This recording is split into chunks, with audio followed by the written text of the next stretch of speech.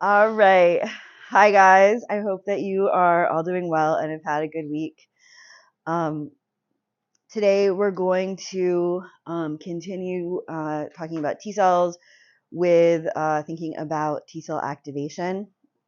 Um, if you look at the upcoming schedule, you'll see that the second exam in this course is next Friday, a week from today. Um, so I'll be sending out a doodle poll for review sessions later this afternoon. I would recommend this time compared to last time, if I remember correctly, you should actually reply to the times that you can go instead of the times that you can't go, because I remember in class there was all sorts of confusion. Um,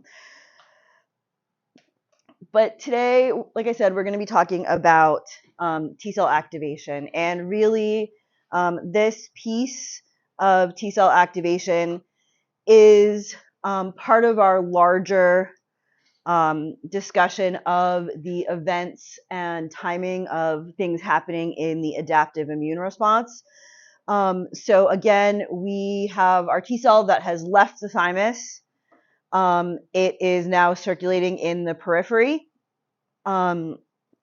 And it may go to a lymph node where it potentially may see its antigen of interest. And so we're still in this time period kind of before we have a measurable or detectable adaptive response with our T cells.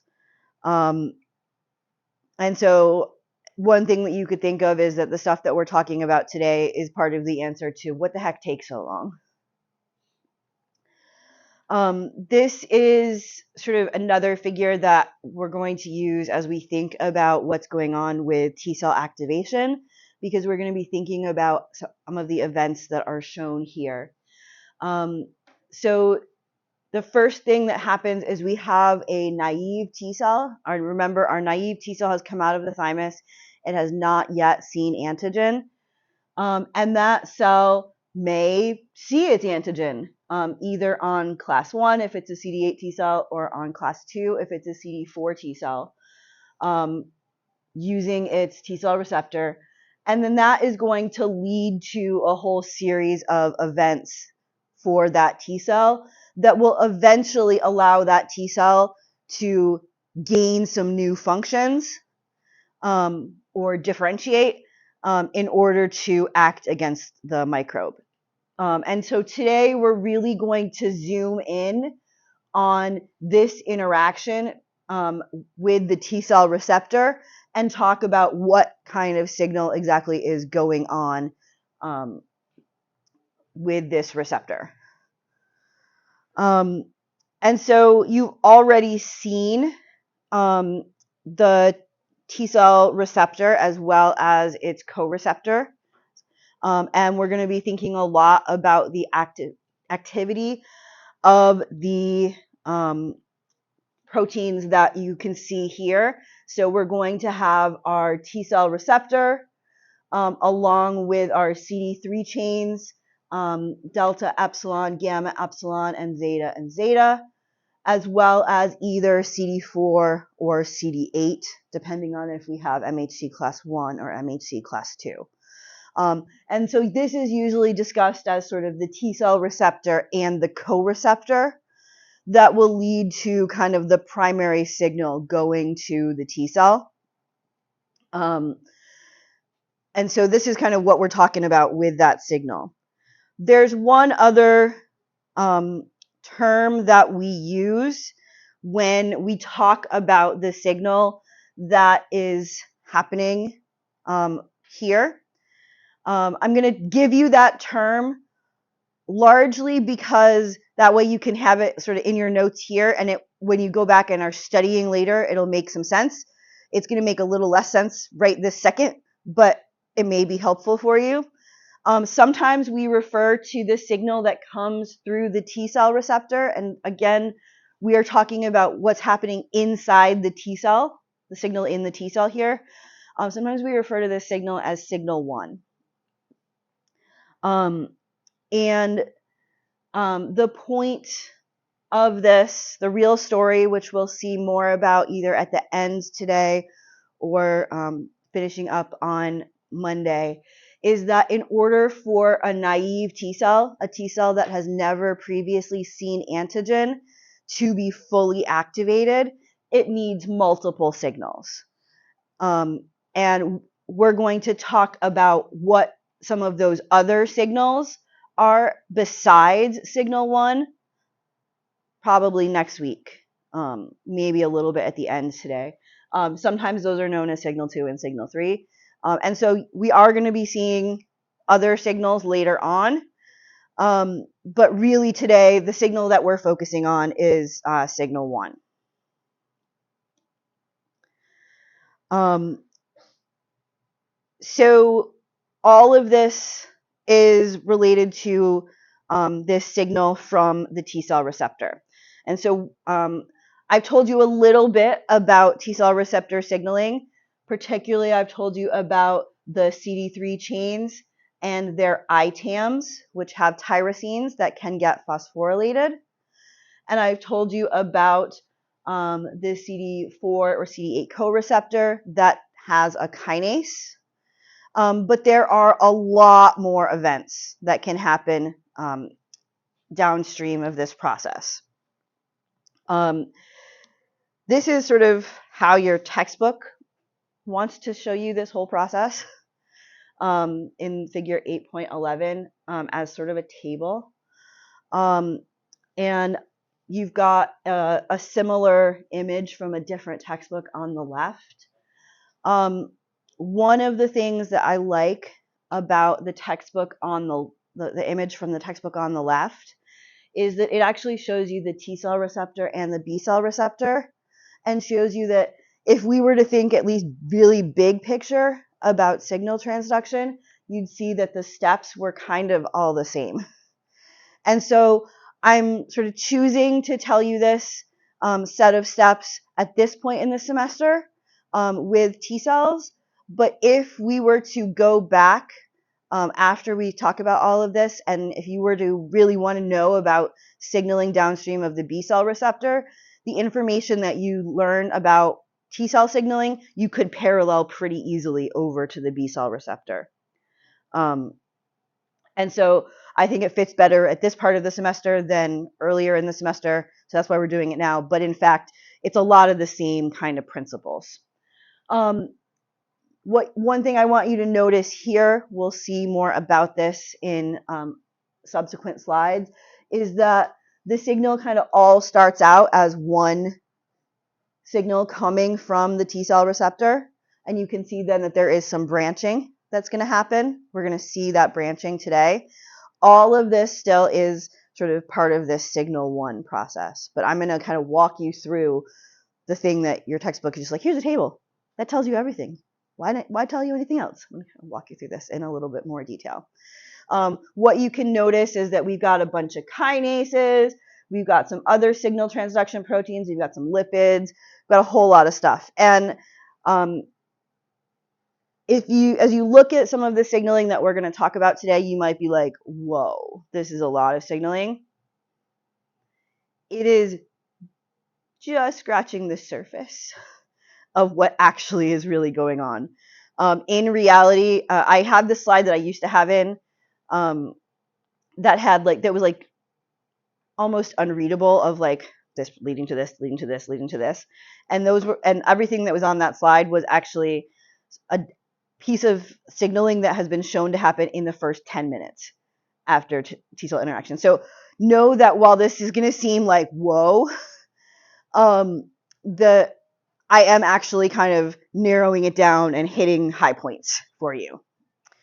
And as I'm choosing what high points to hit, I'm really thinking about this goal, which is that when we want to activate a T cell, one of the big things that we need to make happen is we need that T cell to start making this protein called IL-2. It's a cytokine. It's really important in T cell biology. And T cells make it themselves when they are activated. And so our naive T cell does not make IL-2. And when we think about all the signals that are going to be going on, our goal is going to be to turn on transcription of the IL-2 gene. And in order to turn on transcription of the IL-2 gene, we need 3 transcription factors to be active. So every bit of signaling that I'm going to tell you about is part of the goal of getting these 3 transcription factors to turn on IL-2. So in order to get IL-2, you need these 3 transcription factors called NFAT, AP1, and NF-kappa B to all be activated. If something goes weird with signaling and say you get AP1 and NF-kappa B, but you don't get NFAT, doesn't work, no IL-2. And frankly, no T cell activation. I'm sort of using this as a proxy for T cell activation. So if you get, only one of these, or if you get 2, but not the third, it doesn't work, no T cell activation, no IL-2. So our goal in signaling is thinking about how we get these 3 transcription factors to turn on transcription of the IL-2 gene. And as you're looking at the events I show you in signaling, you should kind of think about how those events are related to this goal. This is showing you the first event that happens in T cell receptor signaling. It's actually something that I've told you about earlier in the semester. And you can see that I have this slide titled T cell receptor proximal signaling. Officially, what receptor proximal signaling means is proximal means next to. And so the idea is that these are sort of the first things that happen right after you trigger the receptor. This is going to be some of the parts of the signaling process before you get the branching. This is going to be like the immediate first early thing that's happening. And so that's what's going on here. And what I want you to remember is that I told you that the T cell receptor diffuses in the membrane with CD3. They're linked, they're sort of, they have, by charges, in their transmembrane domains, they travel together. So the T cell receptor is just doing its thing, diffusing through the lipids in the plasma membrane. Sometimes it's over here, sometimes it's over here, sometimes it's over here. It's just diffusing along. And CD4, in this case, or it could be CD8, is also somewhere just diffusing along, going any old place. You can see that CD4 or CD8 is associated with this other protein that's bound, we'll say, to its cytoplasmic tail called LCK. And so we've got CD3 and TCR just sort of going somewhere. We've got CD4 and LCK going somewhere around the cell. They're not necessarily next to each other, but it's hard to have a slide that shows them not really next to each other because they got to both be on the slide. So imagine them like super far apart. In this image that you see on the right, this is trying to show you them far apart, and this is trying to show you them close together. I know that might not be like very obvious, but you can see that difference. If the MHC plus peptide, and again, remember the MHC plus peptide is on the antigen presenting cell or the infected cell, while the T cell receptor is on the T cell. If MHC plus peptide comes around, that will bind to the T cell receptor, and it will also bind to CD4 if we're talking about class 2, or CD8 if it's class 1. It's like that molecule has like 2 different spots on it that are bait for these 2 different proteins. So they're both going to get pulled and bound to the MHC plus peptide. And as a result, that's going to take these 2 proteins, the purple and this purple/green guy and this blue guy, that were originally far apart. You can see they're so very far apart right here. And it's going to pull them close together. And so we've officially, in cell biology parlance, we have induced the proximity of these two receptors. So we pulled these two receptors together because they both got bound to this same protein. So the outsides of them, the extracellular domains, got pulled close together because they were both binding to this protein, MHC plus peptide, or this protein complex. Because the outsides of the proteins got pulled together, the insides, the cytoplasmic domains, also get pulled close together. You can't have like that. The proteins like this. If you pull the outsides together, you got to pull the insides together too.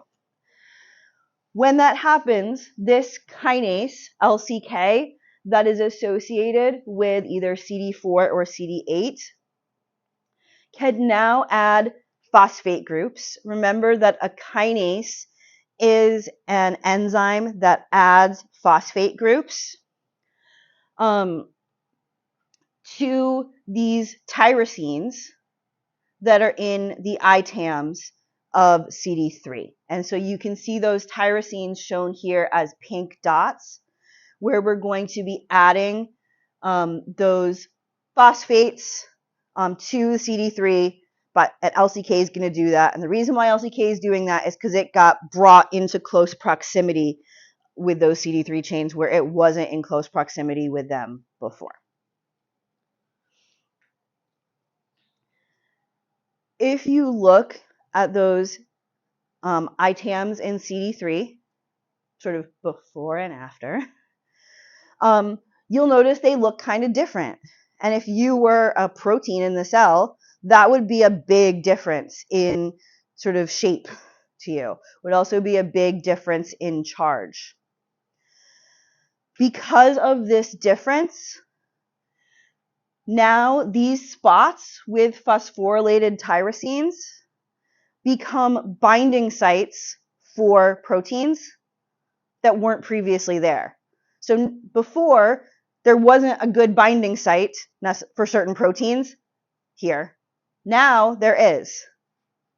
And so we're going to have another protein come in and bind now that we have created the binding site for that protein. And you can see that happening here as well. So here's our other little protein, this little yellow guy. Again, it was far apart. This does not look very far. We also all know I am not an artist, so I'm not judging anybody's art. But when we make this new binding site, we can bring this protein in. It can bind in this location. And now this protein could potentially be modified as well by LCK. And this protein can also start to function in this area and act on other proteins that are acting in this area where it didn't before. The protein that we're talking about here that comes in is called ZAP70.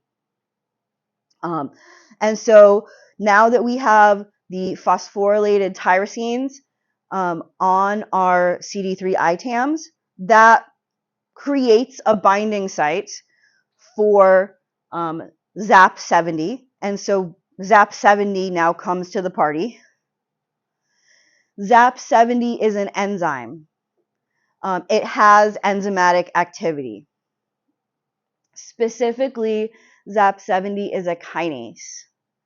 So it is able to add phosphates to other proteins that need to have phosphates added to them.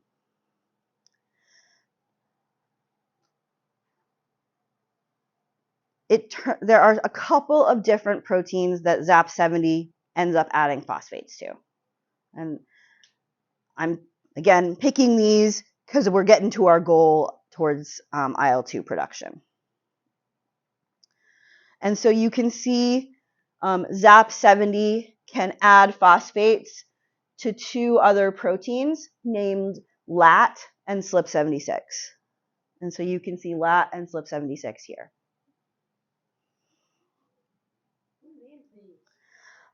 So LAT is linker for activated T cells. So most of them are abbreviations. LCK is named after a virus. I'm not sure where SLEP76 came from, but it's been there for a long time. Sorry. It's okay. When we learn about some proteins a little bit later, I'm gonna ask you guys to help me come up with names for them. It's gonna be fun. You're gonna like naming those proteins. Those are good ones. So what we need to think a little bit about is LAT and SLP76. Specifically what kind of proteins they are and what they do. If you were to look back at that broad overview I showed you before, at the beginning we said we had kinases and then we had sort of other types of proteins, and LAT and SLP76 are one of our other types of proteins. And LAT and SLP76 are proteins that are known as adapter proteins.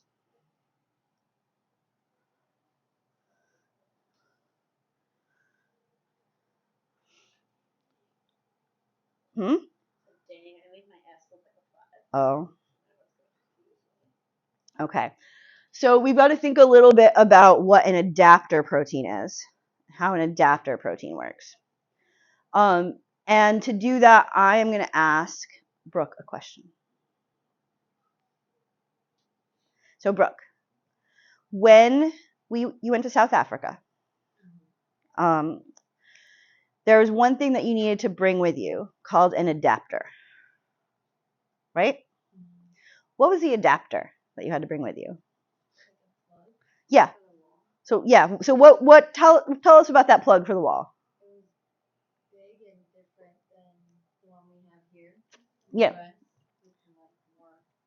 Yeah. So if you when you're in South Africa and you look for a outlet, it doesn't look like this. It looks like something. It looks totally different, and that's true in a lot of other countries. And if you want to charge your phone when you're in South Africa, you have to have an adapter, and one end of it plugs in to the South Africa outlet, and the other end has the right kind of prongs to plug in your normal charger, right? So the idea is that the adapter is almost like helping your US phone talk to a South Africa plug, right? It's like translating the information amongst those two things. Did your adapter do anything other than just like have two plug sites? Did it like also have any other job? No. Did it do anything fancy to the electricity? No, it doesn't. That's actually an important thing to know because the electrical current is actually different, and there are certain types of appliances that actually won't work in South Africa, even if you plug them into your adapter, because it's not changing the current in any way. It's just basically making the two things connect together. And so that's why if any of you go to South Africa, you will see that Dr. Barker's hair is always wet because her hair dryer does not actually work on South African voltage. And the adapter that we have doesn't actually do anything like convert the voltage. It just sort of is like a binding site for the South Africa plug and the U plug. And then you can never use it outside of South Africa. Like you just have that adapter. Yes. And or what you try to do is that you find students who like went on the South Africa trip before and like buy it off of them or borrow it from them, and then you sell it to the people the year after. Also, I believe it costs $5 on Amazon. So anyway, adapter proteins, LAT and SLP76, are pretty similar to that plug. The point being, they are not enzymes. They have no enzymatic function. They don't do anything themselves. They just provide a lot of binding sites. So an adapter protein will look something like this green protein. It might get phosphorylated, say by ZAP70, as our two adapter proteins, LAT and SLP76, get phosphorylated. And now all that does is provide tons of binding sites for tons of other things to come in. So now all of these other proteins these 5 that you can see here of different colors, now they can all get grouped together, whereas before they were floating around separately in the cell. It's like now they all have a gathering place, which is the adapter protein with all of its binding sites. That's all an adapter protein does, is basically provides a bunch of binding sites and a gathering place. There are some people who call adapter proteins scaffold proteins. Yeah, Jonah. Are they specific to like those specific proteins, or can it just be like any protein that wants to be binded to it? So do you mean the Is lat specific to? Is lat gonna only bind to this blue thing? Yeah. Yes. So the whatever proteins are coming in and binding on lat will have a special domain that only binds to this kind of modification on lat. And so I'm sort of skipping the domains and the biochemistry part of that, but yes, there's a lot of specificity here. Yes. I just want to make sure I have the correct. So we phosphorylated to create the binding site. ZAP and PLCy come together to make more binding sites. So ZAP is going to come in. So we phosphorylated binding sites with LCK. Mm-hmm. That brings in ZAP 70. Mm-hmm. ZAP 70 phosphorylates lat and SLP76. Mm-hmm. And now there's tons of binding sites all over lat and SLP76. Okay? Okay. You can also see this up at the top. Here's SLP76. Here's lat. They both have some phosphates on them, which make binding sites, and tons of other proteins can come in. Yeah? Could you just clarify, does the ZAP70, like, what part does that actually bind to? So ZAP70 is going to bind to the phosphates that are on the ITAMs up here. So when we modified the ITAMs and put phosphate groups, we got a new shape and a new charge. And so ZAP70 is able to bind to that new shape and charge that we've made that wasn't there previously. And now that ZAP70 has come along, it can modify SLP76 and lat. So that's what's going on here. Yeah, Brian. Does it only bind to like one specific part of the CD3? Usually it is binding to a specific part of the phosphorylated CD3. Yes. Yes. It's okay. So to clarify, the ITAMs, they're only on CD3? In terms of proteins we're talking about right now, yes, there are other proteins in the world that have ITAMs, but what we're talking about right now, ITAMs are only on the CD3. Once we have our adapter proteins, lat and SLP76, that have been phosphorylated, we can now bring in a whole lot of proteins to do a whole lot of stuff. And so after the adapter protein, we start to get some branches. So I mentioned to you before that the signaling is going to get to some branches.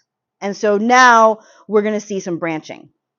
And so what I'm going to do with the next slide is talk about one branch. And we're going to go from kind of the protein that comes to hang out with lat and SLP76 all the way to the nucleus for transcription on that branch. Then we're going to come back to lat and SLP76 and do another branch. Okay, so that's kind of the way that this works. If you look at the branches as I tell you about them, as you'll see on the next slide, I give you a sort of name of the pathway. If you really think about the name and really understand what the name tells you, you know a lot about the pathway. So the next one I'm going to kind of tell you about in a little bit of a backwards kind of story. But the reason I'm telling you that backwards story is because it really helps you understand the name. And I find, at least with this pathway, that if you really get the name, you will never forget this pathway ever. And so that's why we're going to do it that way. And so this pathway is known as Ras-MAPK.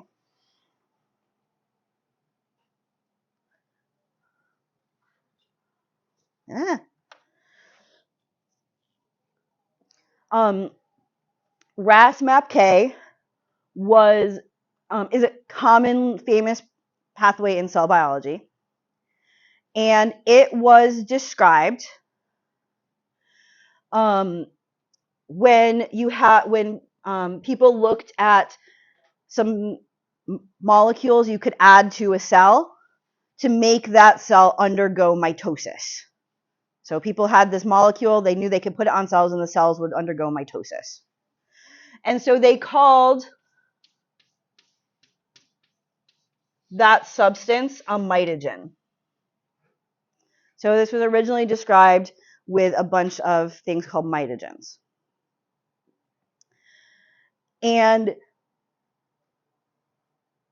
what was described was that a mitogen eventually turned on a transcription factor.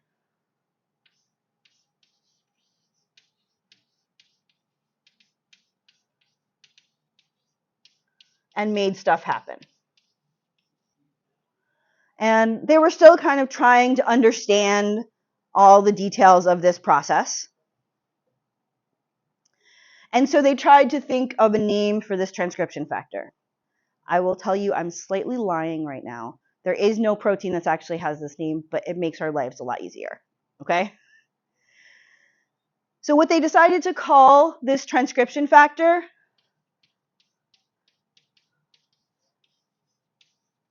was mitogen-associated protein,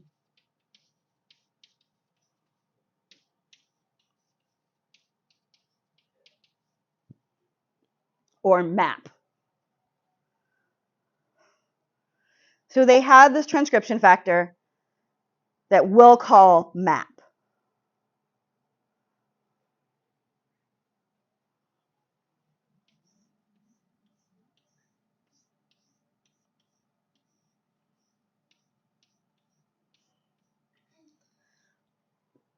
In reality, there are multiple MAP transcription factors, but we'll deal with those in a bit.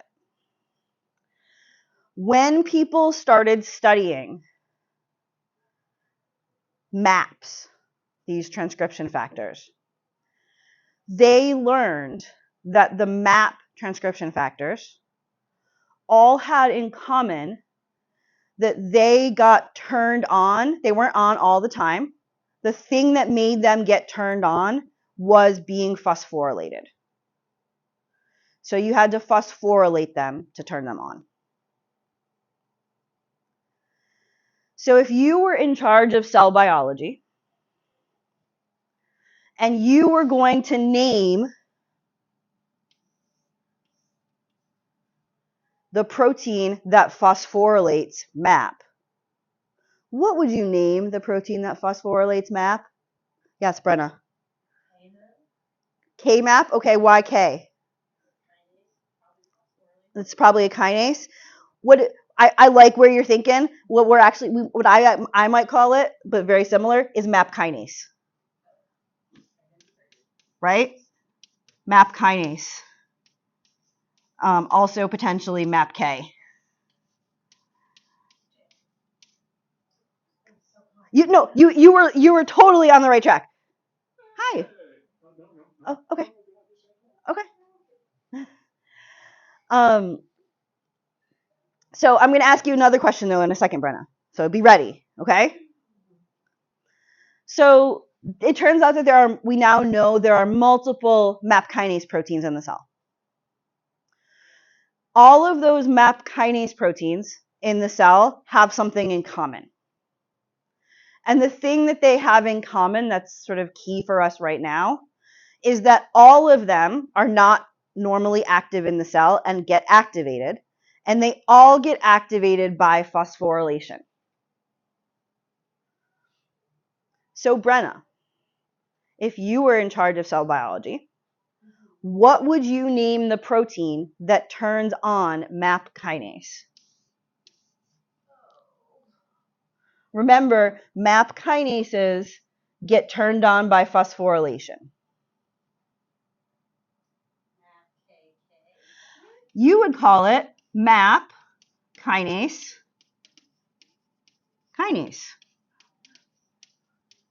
or MAPKK. What? So, there are multiple proteins in the cell that are MAP kinase kinases. All of them have something in common. And the thing that all the MAP kinase kinases have in common is that they're not normally active in the cell. Instead, they have to be activated. And the way that they get activated is by phosphorylation. So, Shelby, what would you guess you would name a protein that activated a MAP kinase kinase?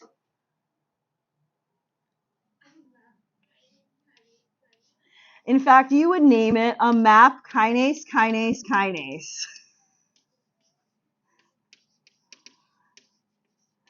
You see how if you actually understand what's going on here and you know the name of this, it's kind of easy to remember what happens?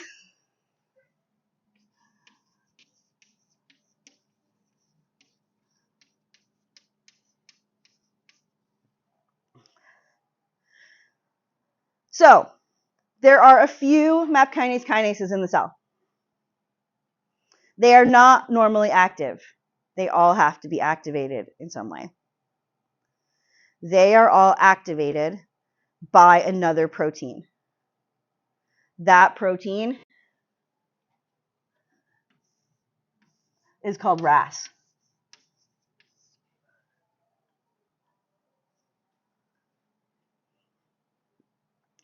Now, I want you to look at the title of this signaling pathway. The title of the signaling pathway is the Ras-MAPK kinase pathway. Here, you can see the Ras-MAPK kinase pathway listed on the board. And so if you can remember the name is Ras-MAPK kinase, you're probably going to do pretty well in remembering what happens in this pathway. What you can notice is that Ras is activated by SLP76. And so SLP76 and LAT, I don't care if you know that it's SLP76 versus LAT. When those are active, they allow for the activation of Ras. And so this is one of our branches of this process. Yep, Brenna. Is Ras activating MAPK? Yes. It is not by phosphorylating. So one thing I mentioned is that there are multiple proteins in the MAPK family, in the MAPK family, in the MAPK family. And so there are multiple examples of MAPKs, MAPKs in the cell. The most famous MAP kinase that we see in T cells is called RAF. And so we're going to see this the specific example MAP kinase that is actually turned on in this case is RAF. The specific MAP kinase that's turned on in this case is called MEK. And one of the MAP kinases that is turned on in this case is called ERK. There is a different MAP kinase that's also turned on in this situation called JUNK.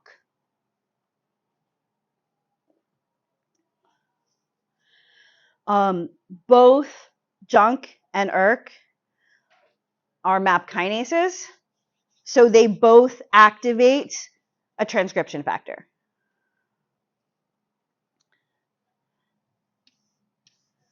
ERK turns on a transcription factor called FOS. JUNK turns on a transcription factor called JUN.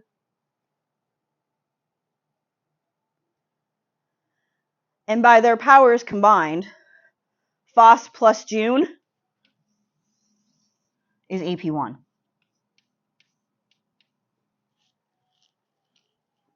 So if you remember, when we were talking about the signaling process, our goal was to turn on IL-2, and we needed 3 different transcription factors to do that process to come together.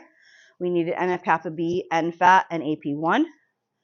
And we get one of those 3 transcription factors because of the Ras-MAPK kinase pathway. And so Ras, which is the beginning of the Ras-MAPK kinase pathway, is one of the proteins that we turn on following adaptor protein activation. Yep. So for future note, it's not that one of the branches are occurring, like it's they're all. Yes, they're all occurring at the same time. I just think it's easier for sort of explaining purposes to explain them one at a time. It's not like the classical versus. No, all of these are happening at the same time. So if you get Latin slip 76, then you get this, but you also get the stuff you see next. Yes, Jonah. Just to make sure. Yeah. ERK and JUNK are transcription factors that produce Phos and Jun are transcription factors. ERK and JUNK are MAP kinases. And Phos and Jun together are basically 2 subunits of AP1. Yep.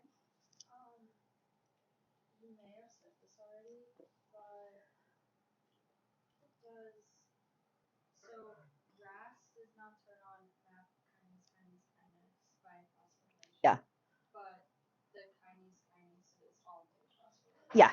Yeah, exactly. Yeah, I'm not messing with sort of like how RAS activity works, but yes, it is something different. So that's one pathway. And now we can sort of move back up to SLP76 and LAT, to our adapter proteins. And we're going to now see a second pathway that's going to act. This second pathway is eventually going to end up in 2 places. And those 2 places are going to give us our other 2 transcription factors. And so you can see that this one is labeled as PLC gamma. Your life is sometimes a little bit easier if you understand what PLC gamma stands for. I will also tell you that, as you will see at some point, this one is pretty much every immunologist knows this. I mean, not like that one's hard, but this one everybody knows really well, and we'll get into why that is.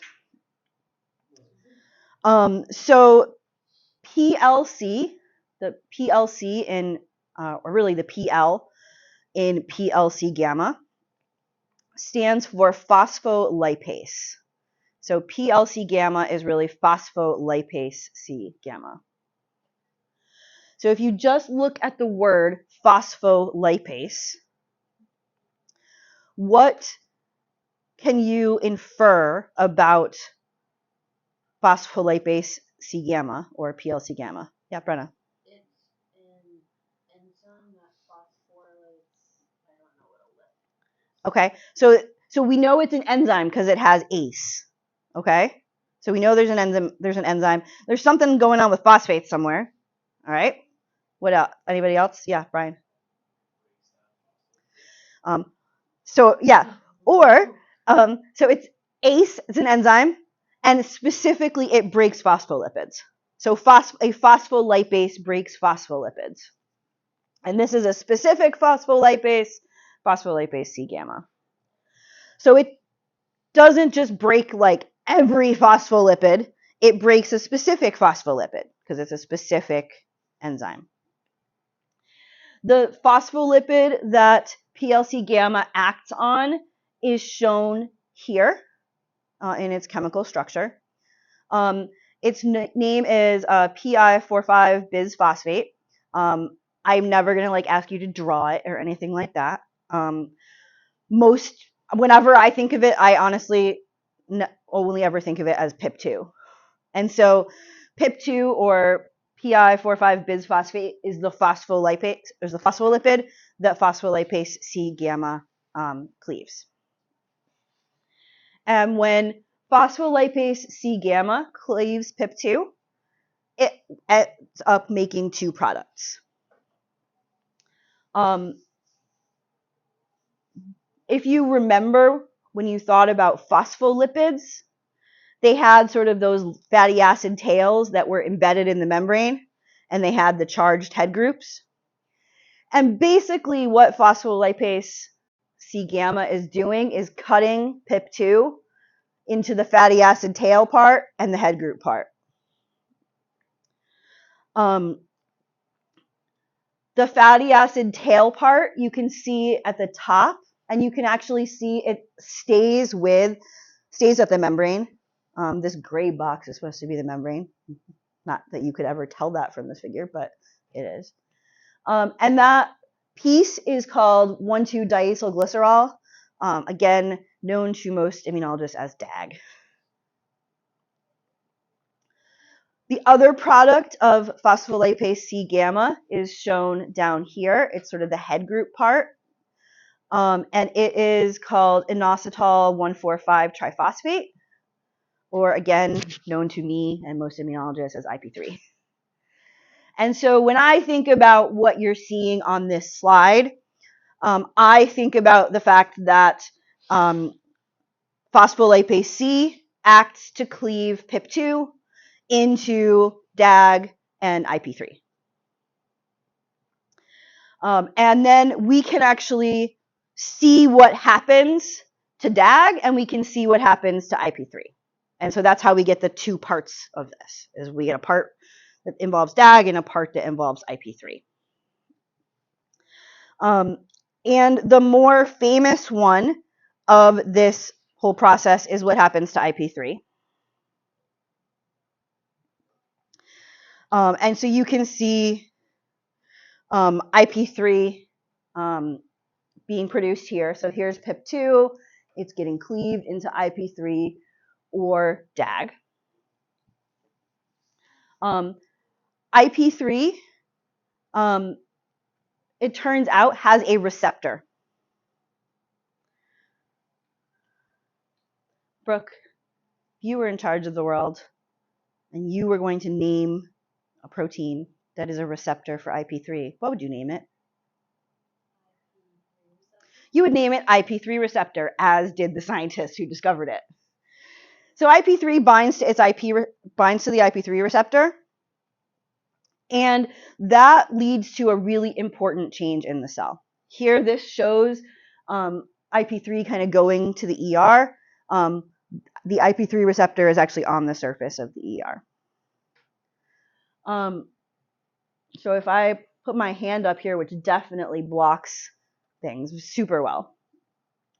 If we look at the cell kind of before all of this, do you see any ions in the cytoplasm?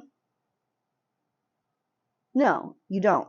The cell is actually really organized with its ions. The cell does not have a lot of particularly calcium ions. The cell manages and organizes its calcium ions really tightly. There is no calcium in the cytoplasm. The cell instead stores all its calcium hidden in the ER. And when IP3 binds to the IP3 receptor, the calcium gets released from the ER into the cytoplasm. We basically flood the cytoplasm with calcium, which we didn't have before. You said the receptor is on the ER surface? It is. In fact, here is an example of that. So this is the cytoplasm. It has no blue dots because it has no calcium ions. Here's the ER, which has calcium ions. Here's outside the cell, which also has some calcium ions. Here's IP3. IP3 is going to bind to the IP3 receptor. And as a result, that's going to allow the calcium to leak out of the ER and into the cytoplasm. So now the cytoplasm that originally had no calcium, had no blue dots, is full of blue dots. Yes, there are some interactions with the extracellular fluid, but we don't need to deal with that now. Yep, Shelby. Yeah. Okay, so Shelby's question is why, and we're going to see exactly why. But this is actually calcium signaling, and details of calcium signaling are really common in a lot of kinds of cells. We see a lot in neuroscience. This sort of thing of the calcium signaling happens a lot. And I want us to think about this for just a second, because that's an awesome question, okay? If you look at this image over here on the left, how many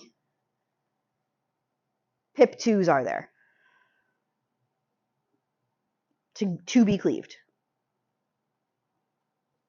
Just the one, right?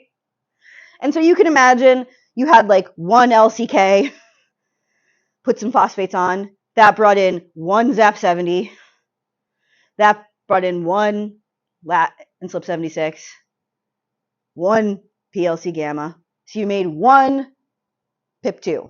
And so how many IP3s are you going to make from this whole process? Just one. So it's going to be kind of a little tiny signal, right?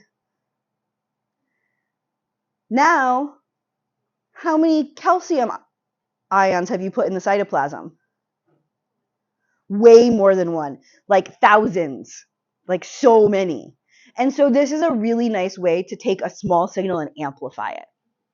And so it's also a really easy thing for the cell to do. There are some other kind of benefits the cell gets out of organizing its calcium, but just sensing, did we change where my calcium is a really nice way for the cell to kind of start to see a signal happening and amplify that signal. It's a really common theme, but that is a perfect question. So based on what I just told you, there has to be something in the cytoplasm that is going to sense the calcium, right? There has to be something that's going to respond to this calcium that wasn't there previously. The name of this protein is called calmodulin.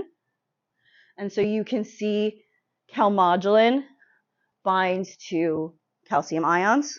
So previously, calmodulin had nothing to bind to. Sad calmodulin. And then when we release the calcium ions, now calmodulin is able to bind. Calmodulin undergoes a conformational change, and it can turn on other proteins. It actually can turn on a lot of proteins. We only care about one. But we can see calcium turning on calmodulin.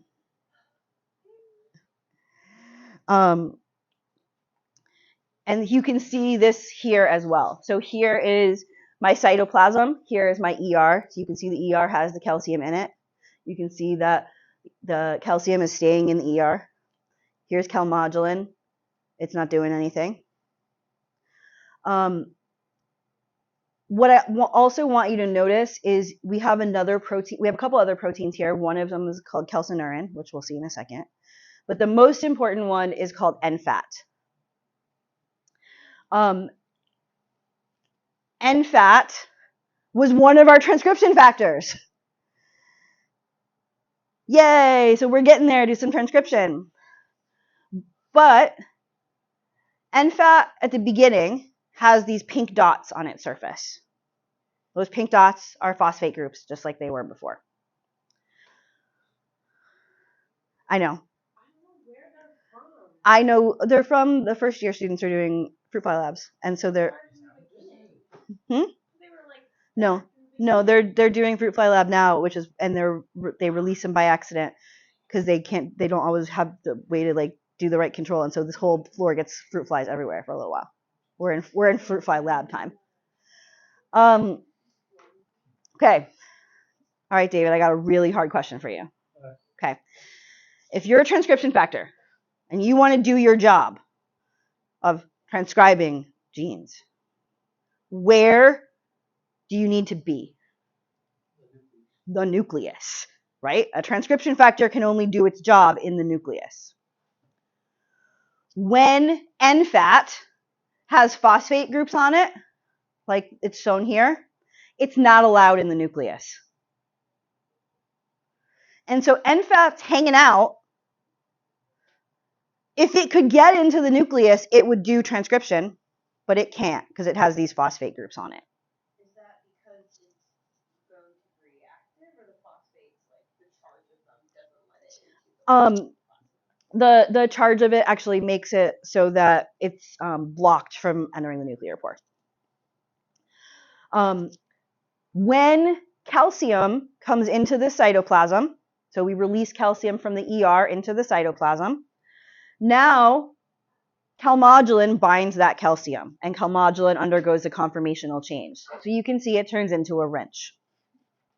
I don't know why they want it to be a wrench, but apparently it's a wrench. Now that calmodulin has changed its shape, it turns on this protein calcineurin, and calcineurin's job is to pull the phosphates off of NFAT. What does what do? Calcineurin, it basically, it binds to calmodulin and then takes those phosphates off of NFAT. So those pink dots, those phosphates, are now missing from NFAT. Now that the phosphates have been taken off of NFAT, NFAT is able to go into the nucleus and do its job of transcription. And so at this point, we have turned on our second of our 3 transcription factors. We've got NFAT turned on.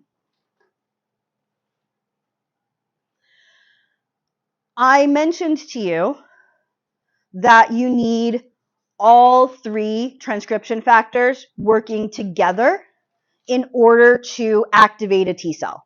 So you need to get Ras-MAPK kinase to happen, you need to get NFAT to happen, and you need to get the pathway that we have not yet discussed to happen in order to activate a T cell.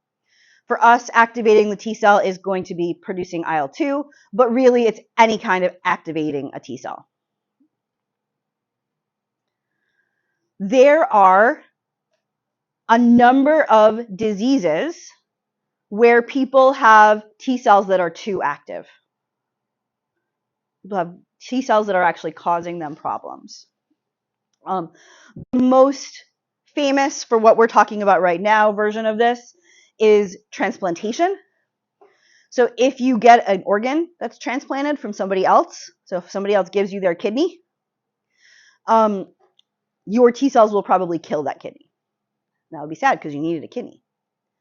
And so what transplantation really wasn't very possible until people discovered a drug that could stop T cells from being activated. And when we discovered that drug, we could give it to people and we could stop T cells from being activated, and then their T cells wouldn't kill the kidney, and then they could get a new kidney. Yes. Yes, they would probably be taking it forever, or at least a very long time. So there are a lot of problems with this drug, but at the same time, transplantation was like almost impossible before it. So they won't have any T cells ever? They will have T cells that are largely not working well ever, and so they're going to be relying on most of the other parts of their immune system. And so yes, this is in fact a big problem. When we get to therapies and transplantation, you guys have already figured out what some of the problems are. Good job. So this drug that really kind of revolutionized a lot of and was the first big immunotherapy is a drug called Cyclosporin A. Cyclosporin A specifically is this orange pill guy. Cyclosporin A gets in between calcineurin and calmodulin, so that even if calcium is released, even if we sort of start this T cell activation process, we're trying to activate the T cell, we can never have calmodulin turn on calcineurin, and thus we can never remove those phosphates from NFAT, and we can never let NFAT into the nucleus to do transcription. So we foiled one of the 3 transcription factors, and so those T cells can't get activated. And this is actually a really commonly used medication and has sort of revolutionized certain clinical care for certain diseases. Yes, there are a ton of problems with it. I'm sorry. Yep. Calmodulin turns on calcineurin. Correct. So that's sort of pathway 2A, gets us our second transcription factor. The other way that we get the other transcription factor goes back to DAG. So remember phospholipase C gamma, PLC gamma, cleaved this phospholipid PIP2 in order to make IP3, and we were just watching IP3's job, as well as DAG. People don't talk about sort of what goes on with DAG very much, and I always feel a little bad for DAG because we like make it and then we don't really say much about it. So all I'm going to tell you is that DAG turns on NF-kappa-B. You don't have to know all the details. You don't have to know parts of why. But when you have DAG produced, you get NF-kappa-B. And that is our third of our 3 transcription factors. So phospholipase C gamma was interacting with our adapters, Latin sub 76. It interacted with this phospholipid PIP2, cleaved it in half, and made 2 products. We just followed one product, IP3. Now we're looking at the other product, DAG. And DAG leads to NF-kappa-B activation, and I'm not going to go through all of the specific details there. And so this is sort of the overview of that whole process, where we're going to now get our 3 transcription factors, NFAT, AP1, and NF-kappa-B, and that's going to turn on our T cell, which right now we're talking about as activating, as making IL-2, but really it can involve activation of that T cell in a lot of ways. And so here you can see sort of that overview of the entire T cell receptor signaling pathway. When I was in graduate school, I TA'd an immunology class a lot. And one of the people I TA'd for who taught the class was a really interesting guy. Cool, awesome. He's really cool.